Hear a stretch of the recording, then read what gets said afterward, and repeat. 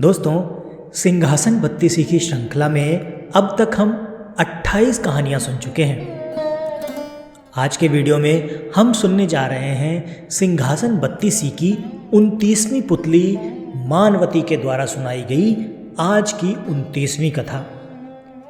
राजा विक्रमादित्य वेश बदलकर रात में घुमा करते थे। ऐसे ही एक दिन घूमते घूमते नदी के किनारे पहुंच गए। चांदनी रात में नदी का जल चमकता हुआ बड़ा ही प्यारा दृश्य प्रस्तुत कर रहा था। विक्रम चुपचाप नदी तट पर खड़े थे। तभी उनके कानों में बचाओ बचाओ की तेज आवाज पड़ी। वे आवाज की दिशा में दौड़े तो उन्हें नदी की वेगवती धारा से जूझते हुए दो आदमी दिखाई पड़े। गौर से देखा तो उन्हें पता चला कि एक युवक और एक युवती तैरकर किनारे आने की चेष्टा में हैं, मगर नदी की धाराएं उन्हें बहा कर ले जाती हैं। विक्रम ने बड़ी फुर्ती से नदी में छलांग लगा दी और दोनों को पकड़कर किनारे ले आए। युवती के अंग अंग से यौवन छलक रहा था। वो अत्यंत रूपसी थी। उसका रूप देखकर अप्सराएं भी लज्जित हो जाती थीं। कोई तपस्वी भी उसे पास पाकर अपनी तपस्या छोड़ देता और गृहस्थ बनकर उसके साथ जीवन गुजारने की कामना करता। दोनों कृतज्ञ होकर अपने प्राण बचाने वाले को देख रहे थे। युवक ने बताया कि वे अपने परिवार के साथ नौका से कहीं जा रहे थे। नदी के बीच में वे भंवर को देख नहीं सके और उनकी नौका भंवर में जा फंसी। भंवर से निकलने की उन लोगों ने लाख कोशिश की पर सफल नहीं हो सके। उनके परिवार के सारे सदस्य उस भंवर में समा गए, लेकिन वे दोनों किसी तरह यहाँ तक तैर कर आने में कामयाब हो गए। राजा ने उनका परिचय पूछा तो युवक ने बताया कि दोनों भाई बहन हैं और सारंग देश के रहने वाले हैं। विक्रम ने कहा कि उन्हें सकुशल अपने देश भेज दिया जाएगा। उसके बाद उन्हें अपने साथ चलने को कहा। फिर सभी महल की ओर चल पड़े। राजमहल के नजदीक जब वे पहुंचे तो विक्रम को प्रहरियों ने पहचान कर प्रणाम किया। युवक युवती को तब जाकर मालूम हुआ कि उन्हें अपने प्राणों की परवाह किए बिना बचाने वाला आदमी स्वयं महाराजा धीराज थे। अब तो वे और कृतज्ञता भरी नजरों से महाराज को देखने लगे। महल पहुंचकर उन्होंने नौकर चाकरों को बुलवाया और सारी सुविधाओं के साथ उनके ठहरने का इंतजाम कर दिया। अब तो दोनों का मन महाराज के प्रति और अधिक आदर भाव से भर गया। वो युवक अपनी बहन के विवाह के लिए काफी चिंतित रहता था। उसकी बहन राजकुमारियों से भी सुंदर थी, इसलिए वो चाहता था कि किसी राजा से उसकी शादी हो, मगर उसकी आर्थिक हालत अच्छी न थी और वो अपने इरादे में कामयाब नहीं हो पा रहा था। जब संयोग से राजा विक्रमादित्य से उसकी भेंट हुई तो उसने सोचा कि क्यों ना विक्रम को उसकी बहन से शादी का प्रस्ताव दिया जाए।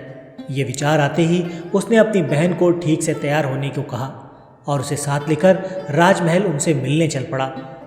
उसकी बहन जब सज कर निकली तो उसका रूप देखने लायक था। उसके रूप पर देवता भी मोहित हो जाते, मनुष्य की तो कोई बात ही न थी।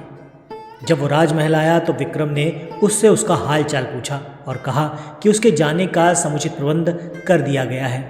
उसने राजा की कृतज्ञता जाहिर करते हुए कहा कि उन्होंने जो उपकार उस पर किए उन्हें आजीवन वो नहीं भूलेगा।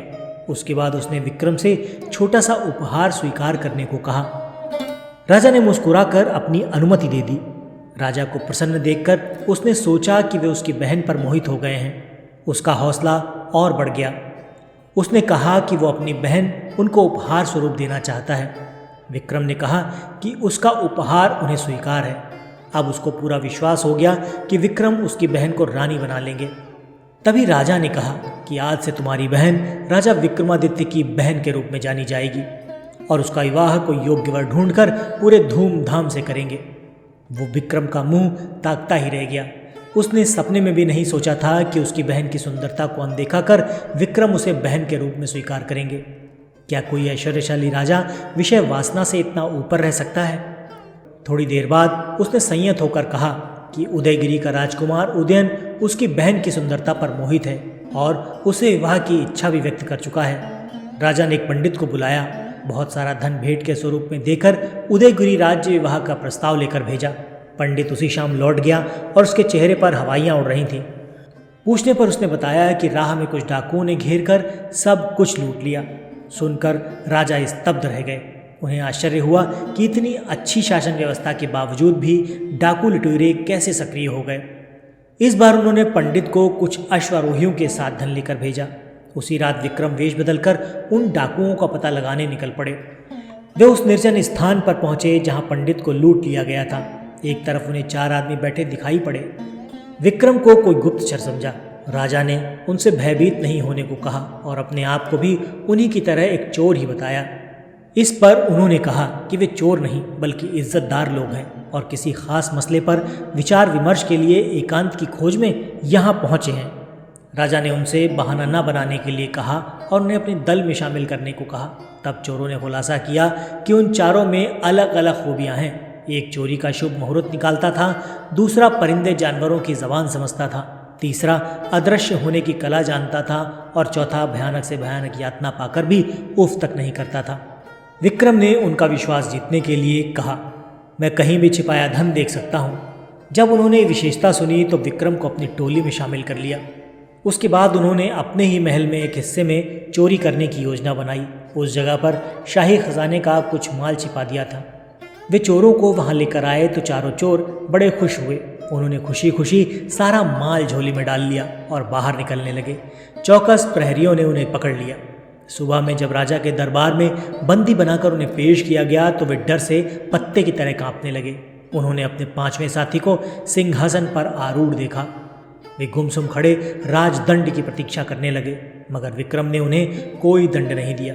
उन्हें अभयदान देकर उन्होंने उनसे अपराध न करने का वचन लिया और अपनी खूबियों का इस्तेमाल लोगों की भलाई के लिए करने का आदेश दिया। चारों ने मन ही मन अपने राजा की महानता स्वीकार कर ली और भले आदमियों की तरह जीवन यापन का फैसला कर लिया।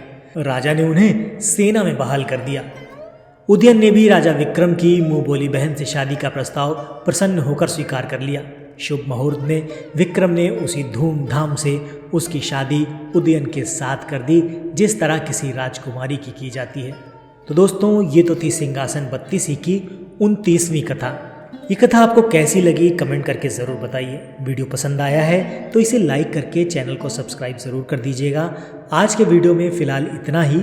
मिलते हैं अगले वीडियो में ऐसी ही किसी रोचक कहानी या फिर लोक कथा के साथ। तब तक के लिए आपका धन्यवाद।